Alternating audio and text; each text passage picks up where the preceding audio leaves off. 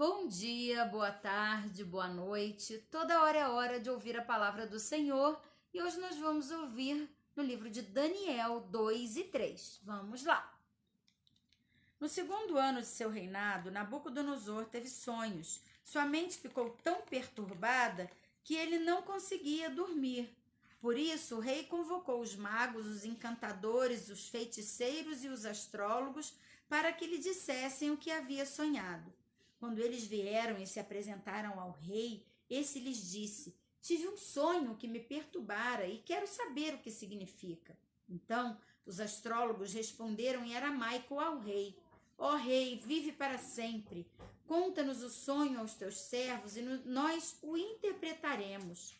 O rei respondeu aos astrólogos: Esta é a minha decisão. Se vocês não me disserem qual foi o meu sonho e não interpretarem, farei que vocês sejam cortados em pedaços e que suas casas se tornem montes de entulho.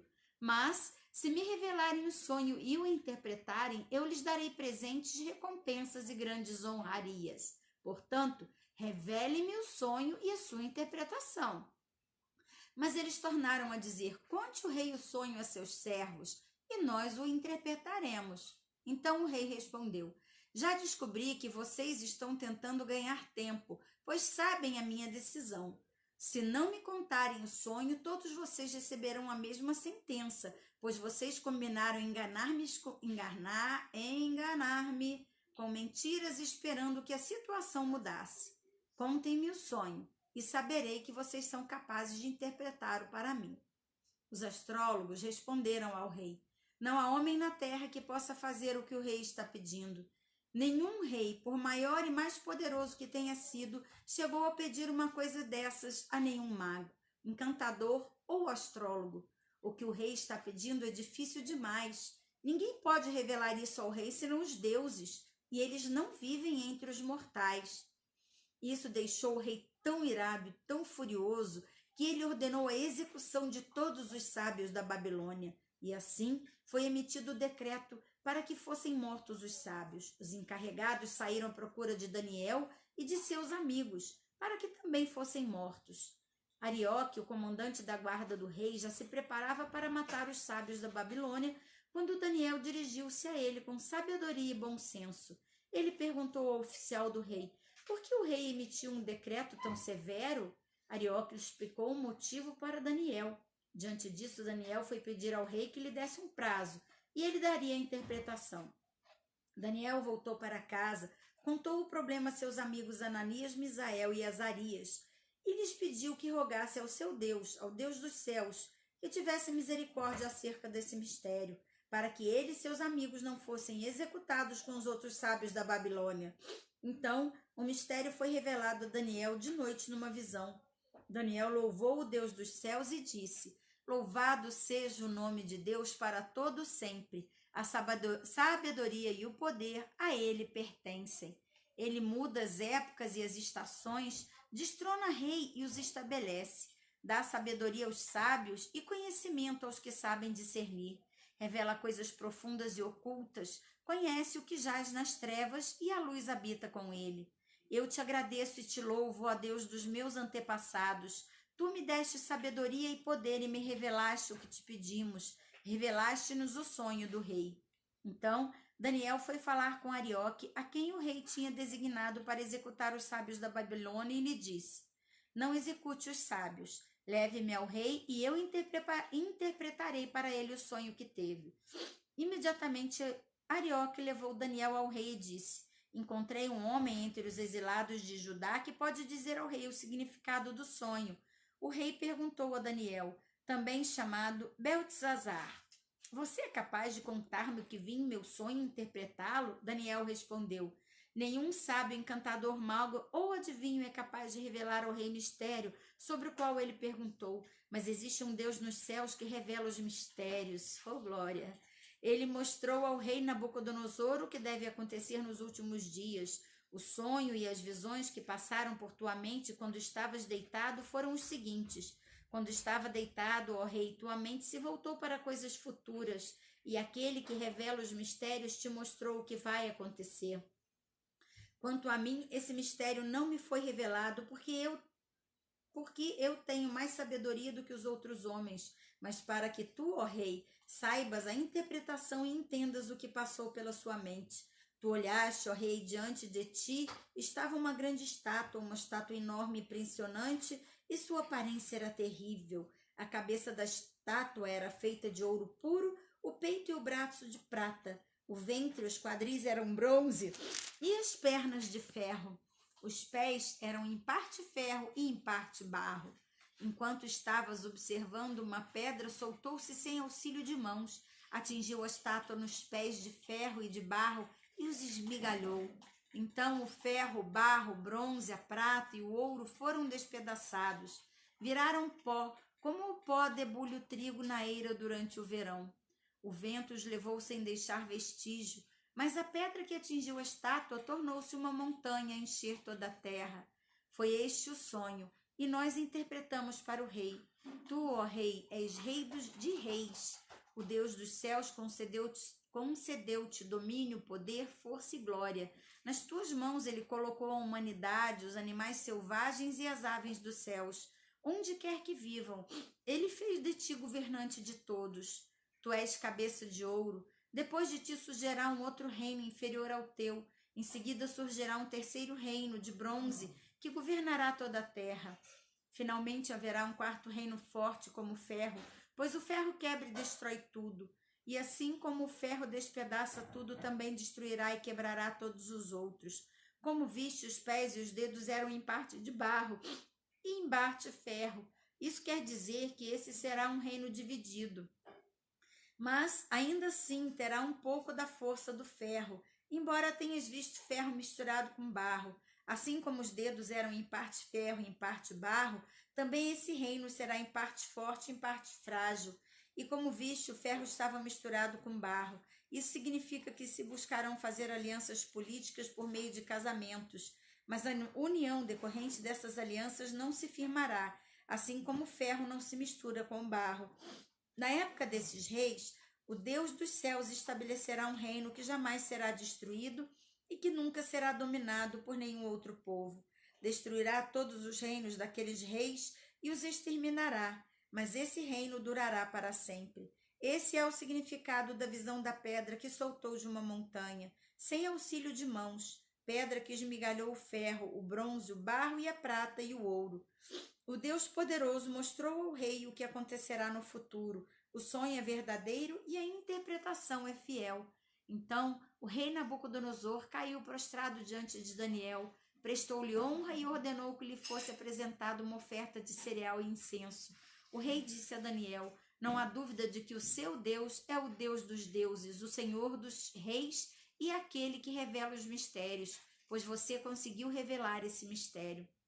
Assim, o rei colocou Daniel num alto cargo e o cobriu de presentes. Ele o designou governante de toda a província da Babilônia e o encarregou de todos os sábios da província.